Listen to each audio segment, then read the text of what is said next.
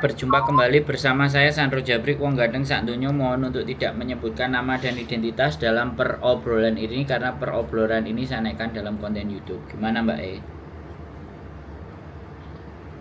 Ini Mas, saya mau tanya. Kan saya punya temen ya. Teman saya itu pinjam bank pakai data saya. Selama ini kan dia aman-aman aja, store gitu. Mungkin udah yang udah lunas gitu mungkin 2 tahun 3 tahun gitu. Dia tuh selalu nggak terlihat gitu loh Mas. Terus kemarin itu kan kontrak saya renew, dia minjem lagi punya saya. Minjemnya itu di fullin gitu loh Mas, di fullinnya batas pinjaman gitu. Terus setoran pertama kemarin dia tuh udah hari terakhir dari jatuh pembayaran ke tempo 7 hari itu udah mepet banget. Nah pas itu tuh disetorin temennya dia, yang nyetorin tuh temennya dia. Terus temennya dia itu mau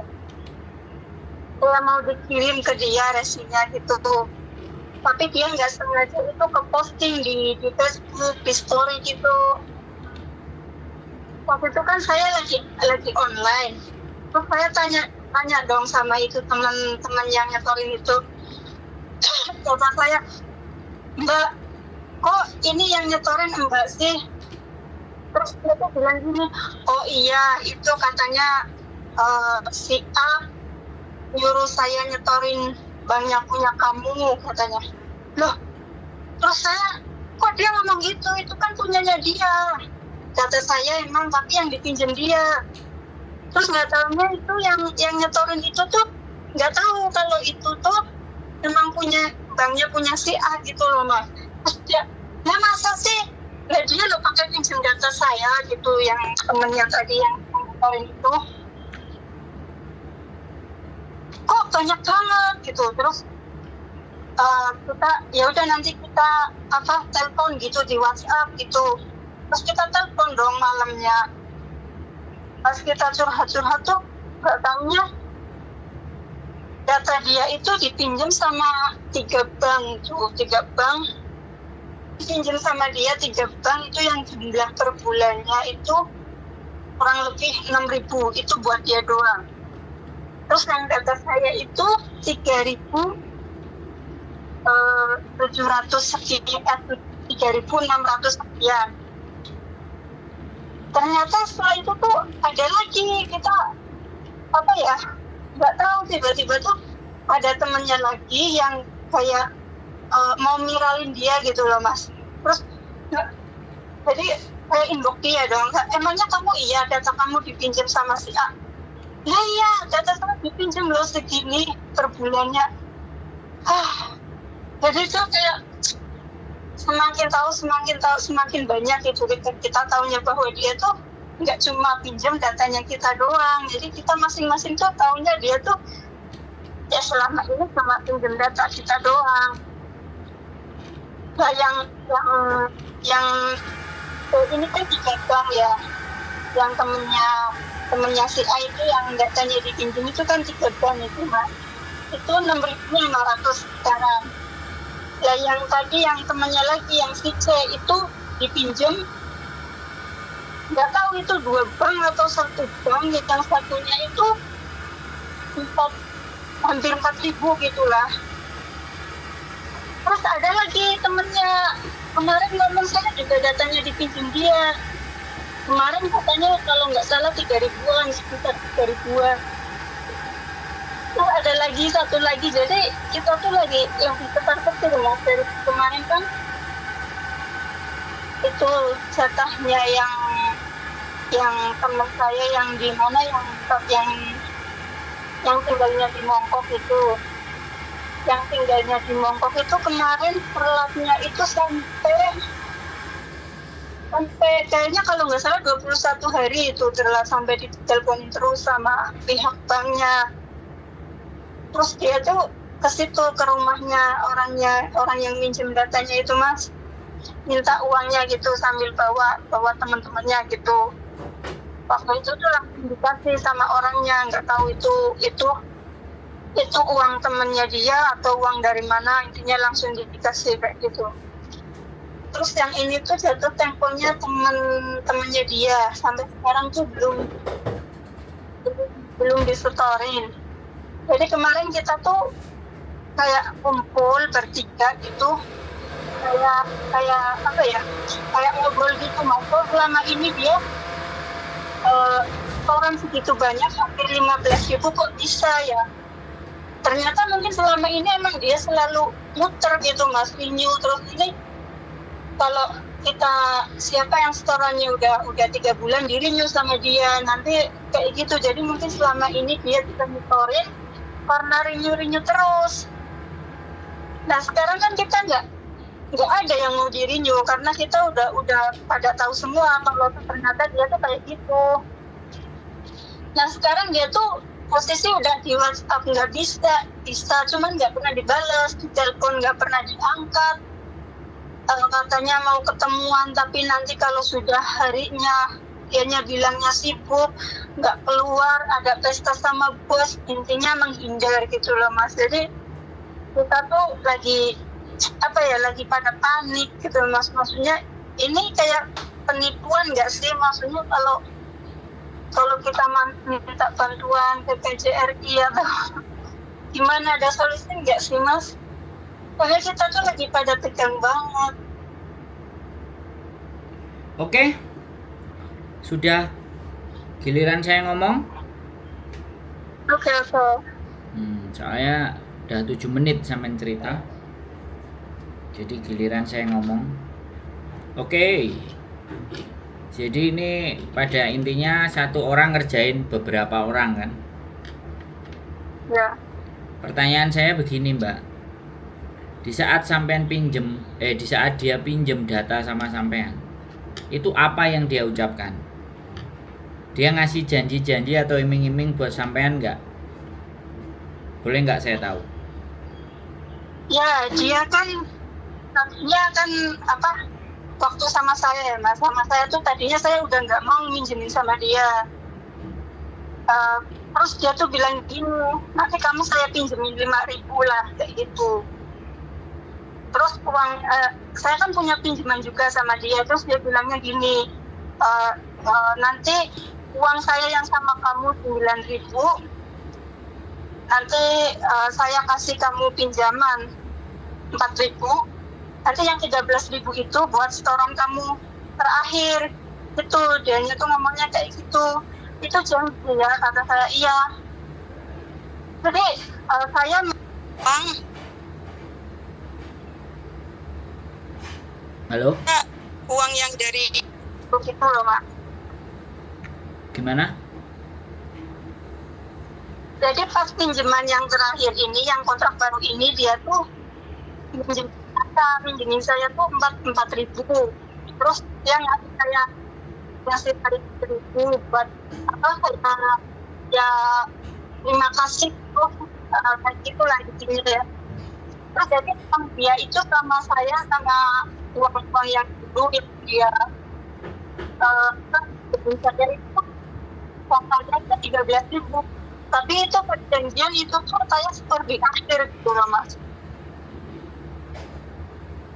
Artinya sampean dapat duit, sampean dikasih duit. Iya, dikasih duit 1.000, terus yang 4.000 itu dipinjemin buat jaminan gitu loh Pak. Jadi dapat 5.000 lah taruhlah, sampean pegang duit 5.000. Ya. Sampean pegang duit 5.000, sekarang kehilangan berapa ribu? Ya kalau dijumlah mungkin sama hubungannya mungkin dia kalau Udah sama bunganya 50.000. 30.000. 50.000 lebih sama bunganya. Nah, 50.000. Dapat 5.000 tapi kehilangan 50.000. Oke. Gini. Sampean tahu alamatnya dia nggak? Kalau rumahnya dia nggak tahu, cuman kalau rumah kakeknya saya tahu. Apa yang sampean tahu? Saya tahu nomor rumahnya bos dia karena dulu buat saksi. Terus saya juga tahu rumahnya adiknya bosnya dia. Kalau rumahnya bosnya dia teman saya yang tahu, saya nggak tahu. Kalau rumahnya Nama lengkapnya tahu? nama lengkapnya ada, KTP-nya dia ada. Terus alamatnya yang nggak ada? Adik bosnya aja, bukan alamatnya dia. Bukan alamatnya dia, tapi temanku tahu, Mak. Alamatnya dia, rumahnya juga tahu. Jadi gini, yang pertama yang harus sampean lakukan ya, kalau sampean bertiga melaporkan satu manusia ini melakukan penipuan kepada sampean ke Small Claim Tribunal. Small Claim Tribunal di daerah Cungsawan. Tapi sebenarnya Small Claim Tribunal itu kalau kerugian mencapai di bawah 50.000. Karena sampean ngomongnya tadi 50 lebih, tapi anggap aja lah 50.000 kalau udah dibayar oke lah intinya 50.000 kan. Sampean bertiga bikin aduan laporan kepada Small Claim Tribunal. Jadi Apa small itu Mas? makanya dengerin saya ngomong. Kalau mau nanya itu perhatikan, kan sampean mau tahu solusi. Oke. Oke. Di Small Claim Tribunal, sampean melaporkan itu semuanya bahwa ini sebuah penipuan dan meminta dimediasi, walaupun sekali lagi walaupun hasilnya nanti belum tentu uang sampean kembali, tapi setidaknya ketika sampean sudah melaporkan ke Small Claim Tribunal, sampean minta keterangan. Saya sudah melaporkan ke Small Claim Tribunal. Habis itu surat laporan dari Small Claim Tribunal kalau bisa sampean copy semuanya, scan semuanya. Jadi sampean bertiga itu kan nulis tuh. Nah, itu copy. Ya, terus masukkan. Ya. Setelah dimasukkan, di copy, dimasukkan. Nah, masukannya tanggal berapa, hari apa? Lah, surat tadi yang sudah sampean masukkan dan sudah sampean copy, sampean tunjukkan ke bank bahwa sampean itu sudah melaporkan dia menipu, sehingga sampean bisa ngajukan keringanan kepada bank yang menggunakan bukan sampean. Sampean harus bisa membuktikan kepada bank bahwa sampean itu yang nggak make dan 3 orang juga nggak make, dan laporannya harus bertiga, jangan cuma satu. Kalau satu ngeles, kalau 3-3-nya langsung lapor ke semua banknya, ditemenin bertiga, dan buktinya ini, sampean tunjukin semuanya buktinya. Dan sampean nggak merasakan uang itu, sampean harus punya bukti untuk membuktikan bahwa sampean ini ditipu. Bisa dipahami nggak? Halo? Bisa Mas. Ya, sampean harus 3 itu. Terus kalau sampean bertiga laporin ke KJRI silahkan. Tapi nggak ada jaminan kalau ke KJRI, nggak tahu dia nanti follow up apa enggak. Ya silahkan dicoba saja ke KJRI bertiga datang. Setelah sampean ke Small Claim Tribunal, setelah sampean ke banknya, terakhir kasih ke KJRI.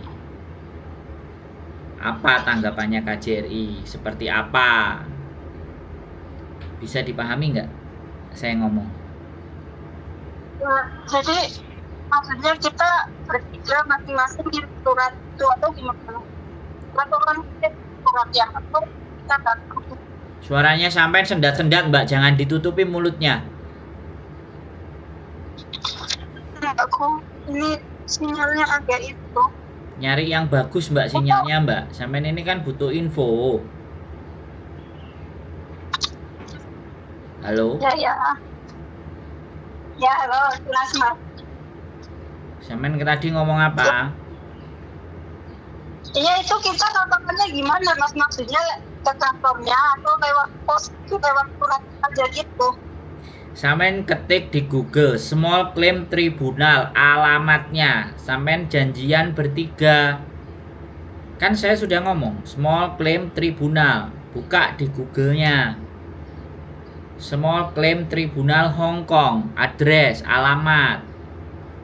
Nah, siapkan semuanya, bukti-bukti, catatan, chat atau apapun. Sampean copy, screenshot, bawa ke mereka. Terus kronologi ceritanya seperti apa? Nanti di sana dikasih form sampean. Halo? Ya, paham. Jadi sampean berangkat sendiri ke sana, bertiga kok sendiri. Sampean bertiga karena kan korbannya 3. Korbannya nggak cuma 3, korbannya tuh 5 orang. Berapa? 6. 5, yang kita tahu sih baru 5 orang, tapi semakin kesini semakin ada lagi. Jadi Ya, kita intinya saya nggak tahu. Intinya siapapun korbannya suruh bersatu, suruh ngumpul, melaporkan 1 orang. Bisa dipahami nggak? Mas, itu hari Minggu buka juga Ya ya? nggak bisa. Kalau KJRI buka, kalau Small Claim Tribunal ya hari biasa. Kan itu kantor di Hong Kong. Oh, iya. Halo? Iya, paham Mas, ngerti. Ya, kan sampean butuh info nih. Ya tak infoin. Nah, Karena saya rasa sampean nggak pernah nonton konten saya. Nek pernah nonton konten saya nggak mungkin kejadian seperti ini. Bisa dipahami? sering loh. Ya, bisa. Nah, Small Claim Tribunal Hong Kong, dikasih alamatnya. Sampean bertiga lapor ke sana. Setelah lapor, hasil laporannya sekali lagi ingat ya, di copy. Karena dia nggak mungkin ngasih surat, kecuali dia ngasih ya kopian tulisan sampean yang melaporkan mereka, itu kan sampean setorin asli di sana, sampean copy. Setelah sampean copy, kan di sana pasti akan ngasih surat di mana nanti ini lagi diproses. Ada tanda terima pemrosesan gitu loh, ngerti nggak? Iya. Laporan kasus nomor berapa, BCD bla bla bla bla itu kan. Ya. Lah laporan kasus itu dibawa ke bank. Minta keringanan di bank. Bahwa yang memakai bukan saya, sampean juga menunjukkan buktinya. Atau setelah itu baru ke KJRI. Bilang ke KJRI, ngomong, dia bisa nanggepi nggak? Kenapa KJRI saya taruh di paling belakang? Karena belum tentu kasusnya sampean itu akan ditangani dengan baik dan benar. Tapi ya mudah-mudahan. Yang penting sampean lapor dulu ke Small Claim Tribunal, terus ke banknya minta keringanan sesuai dengan batas kemampuan sampean semuanya. Karena sekali lagi, menyerahkan dokumen dan identitas kita ke orang lain itu sebuah kesalahan. Bisa dipahami maksud saya? Iya. Bisa Mas. Jadi sampean kan ya sudah sekali 2 kali, udah selesai ya sudah, nggak usah pinjamkan lagi. Nah, nek sampean pinjamkan lagi jatuhnya begini, nek wis begini terus bingung gimana golekina. Gimana caranya melaporkan manusia ini? Ya tak ajarin semampu dan sebisa saya seperti itu. Silahkan dijalankan, silahkan sampean lakukan. Mudah-mudahan nanti ketemu jalan yang benar, yang baik. Halo? Iya Mas. Jadi jangan sampai ada yang bilang nanti, oh kamu harus bayar gini nanti tak bantu. Jangan, malah tekor lagi. Wes harus jalan sendiri. Halo? Iya Mas. Nek aku nyauri utangnya sampean, ketemu pirang perkoro kan nggak bisa begitu. Halo? Iya ya. Heeh. Dari apa yang saya jelaskan ada lagi yang mau ditanyakan? Saya mau tanya itu loh Mas. Misal ya kita nyamperin itu orangnya di tempat rumahnya, bosnya dia, kita ukur orang misalnya bulan ini itu udah kita minta kita untuk nama dan dia itu tuh salah apa enggak Mas? Maksudnya kita Pedot-pedot Mbak, pedot-pedot. iya di sini. Gimana Mbak? Aku gak jelas ngomongnya sampean. Sampean pingin ngomong apa?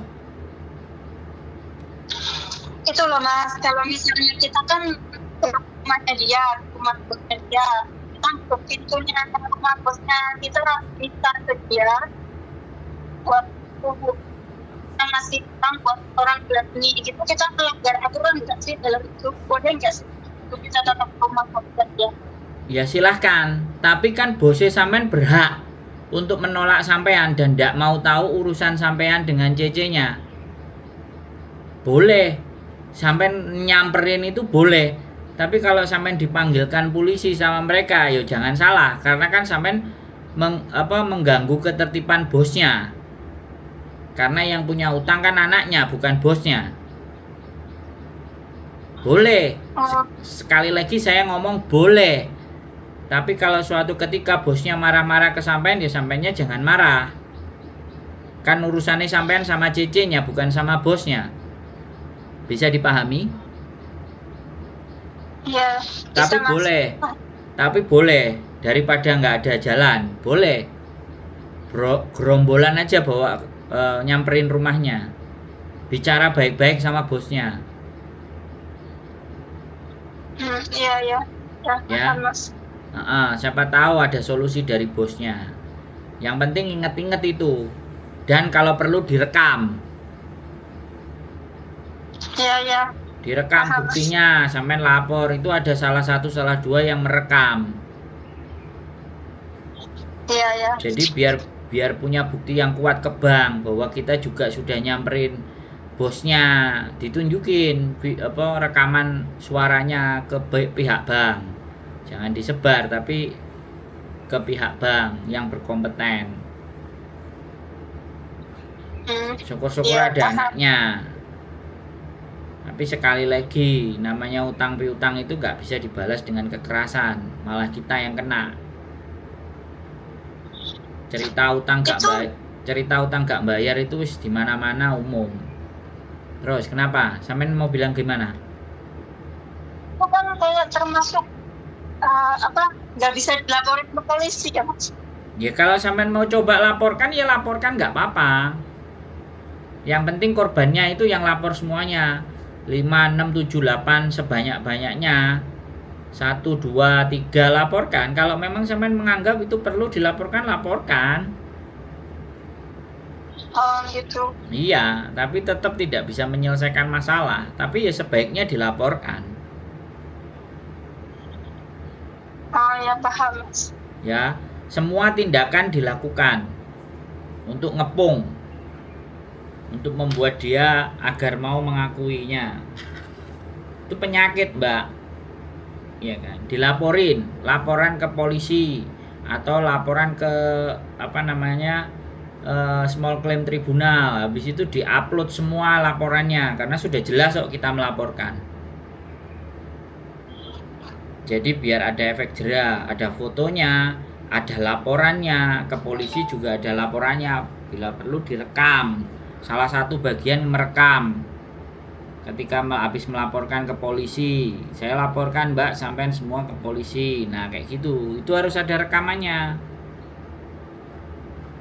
Apa yang saya omongkan tadi dokumentasikan semuanya. Jadi biar kita itu bisa mukulnya, ngasih pelajarannya itu nggak cuman omongan, tapi juga pelajaran dari sosial media gitu. Jadi nggak cuma asal orang ini utang nggak bayar terus di-up, nggak begitu. Dilaporin ke polisi, dilaporin ke small claim tribunal, laporkan ke bank. Nah semua di-up nanti, diomongin. Atau mau dimasukkan ke konten, ayo. Yang penting laporan itu semuanya sudah ada jelas. Kalau sudah ada jelas dan laporannya ada namanya, saya ikut menyampaikan boleh, menyebut namanya boleh karena sudah ada laporan. Kalau belum ada laporan kayak gini kan belum tentu terbukti sampean menjelekkan orang. Tapi kalau sudah ada laporan, wong sampean memang melaporkan kok atas nama ini saya laporkan gitu loh. Bisa dipahami nggak? Paham Mas. Jadi jangan kita ngupload nama di sini sebelum ada laporan kepada pihak-pihak yang berwenang di Hongkong ini gitu. Bila perlu ke KJRI juga laporkan. Sembunyi-sembunyi, kalau di KJRI kan nggak boleh ngerekam baik suara maupun video, ya gimana caranya? Sekalian tanggapan KJRI bagaimana? Kalau ternyata kasusnya juga tidak diperdulikan dan semuanya, ya naikkan aja ke konten. Bisa dipahami? Ya, bisa Mas. Mau tanya lagi Mas. Boleh. Kira kalau udah diaduin ke itu Mas bilang itu polpem itu keringanan kayak kalau dapat keringanan kayak gimana kan Mas? Suaranya sampean itu enggak jelas, Mbak. Aku enggak bisa memahami. Sampean cari sinyal yang bagus ya, Mbak. Halo? Ya, ini kenapa ya? Ya sudah bagus banget cuma ini. Ya, makanya kalau ngomong yang jelas, jangan ditutupi mulutnya, kayak ngomongnya itu kemu gitu loh Mbak. Jadi ada yang kepotong-kepotong sedikit gitu loh. Makanya aku nggak bisa jelas piye gitu loh. Halo? Baca keluar yang keluar. Itu Mas, tadi kan Masnya bilang ya kalau udah lapor kalau kayak small jurnal itu kita dapat keringanannya itu kayak apa Mas? Maksudnya kira-kira itu mungkin nggak kayak atau gimana? Asli, sumpah gak jelas omongannya sampean. Ya udah pokoknya sampean dateng. Sampean nanyanya jangan panjang-panjang. Sampean dateng baru sampean akan tahu bagaimana prosedurnya dan seperti apa. Kalau sampean tanya terus dan sampean nggak jalan, sampean nggak akan tahu. Bisa nggak saya dipahami? Paham. Sampean dateng ke sana, sampean ceritakan kasusnya. Terus sampean disuruh nulis kertas. Tulis alamatnya, bagaimana kronologisnya, ABCD. Pinjaman yang tertinggal berapa? Kasusnya bagaimana? Sampean boleh cerita itu. Kan harus nulis. Iya paham. Gak mungkin saya yang melaporkan Mbak, karena sampean korbannya dan saya bukan korban. Harus sampean sendiri yang melakukan. Bisa dipahami nggak? Iya bisa Mas. Tapi di situ mau tanya Mas, di situ berarti bahasanya kantonik. Ya sampean bisanya bahasa apa? Bahasa Inggris. Ya sudah, ngomong aja bahasa Inggris. Oh oke. Hongkong itu kan sampean bisa ke Hongkong itu kan pakai bahasa Inggris, bahasa Mandarin, bahasa Kantonis, ya sampean ngucapin sesuatu yang sampean ngerti aja. Bahasanya yang sampean tahu. Intinya Oke, satu Mas. hal, anak-anak itu kalau dikasih info untuk mau jalan itu ndak mau. Ya, mintanya gampang. Lah masalahnya jane ruwet tok piye? Bisa dipahami sampean? Bisa paham Mas. Sampean harus jalan di sana. Kalau aku jelasin A sampai Z, tapi kalau sampean juga nggak jalan, moyong, useless. Kalau bahasa Inggris useless. Jadi aku ngomongan ambek sampean itu ndak enek maknai. Tapi bukan berarti saya nggak ngasih tahu loh ya. Bukan berarti saya tidak ngasih info. Ya. Daripada nanya terus tambah dimaki-maki, dilok-lokno, aku kan nggak maki-maki dan nggak ngelokno, tapi aku ngasih tahu cara bagaimana menyelesaikan persoalan ini, ya kan, kesampaian kan? Iya. Ya memang itu harus dijalani Mbak kalau sampean mau. penjelasannya. Halo? Iya Mas, nanti ngajak teman-teman. Sudah? Berarti cuma hari Kenapa? enggak. Itu hari Minggu nggak buka ya, cuma hari biasa ya. Lah yo kantor Mbak, kantor pemerintahan mosok kongkon buka dino Minggu kan ya karepe dhewe sampean ini. Oke. Ya, Hah? Iya, nek sampean sing salah, sampean sing keliru. Sampean kemarin nggak mau berpikir, ya sekarang saatnya sampean harus berpikir. Wis kenek baru mikir. Gitu loh, Mbak. ya paham Mas. Ya, karena sudah terjadi. Sampean ngomong ke saya juga sudah terjadi. Kalau sampean nonton konten saya sejak di awal kan ya nggak mungkin ini terjadi. Oknum-oknum banyak banget. Jadi saya juga sering bikin konten bahwa iming-iming apapun jangan pernah ada diterima. Motif, modus-modus bagaimana mau menipu kita itu kan bermacam-macam. Nah, saya juga bahas itu di konten saya, Mbak. Tapi ya gak apa-apa lah. Selalu akan ada orang yang tertipu. Selalu akan ada. Ya karena apa? Gak mau belajar.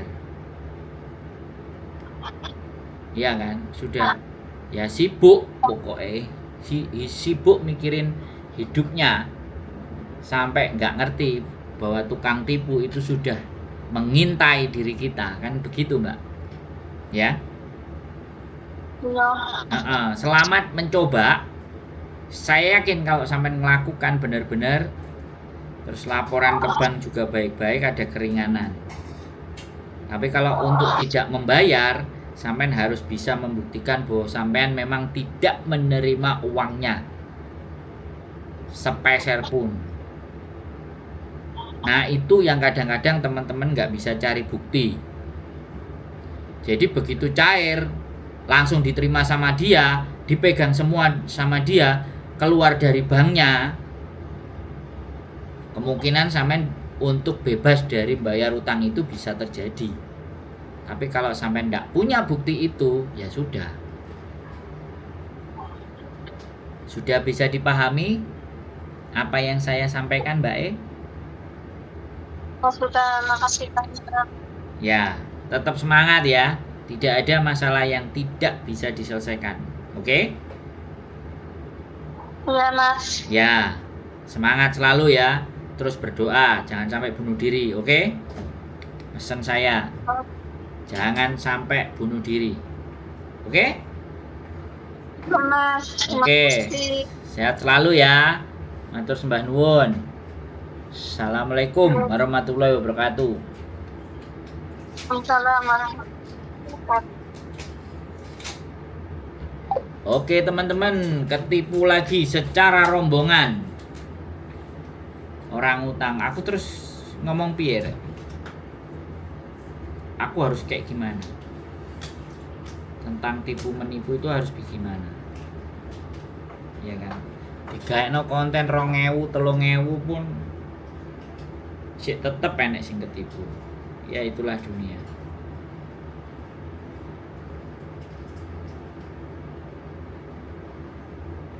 Oke.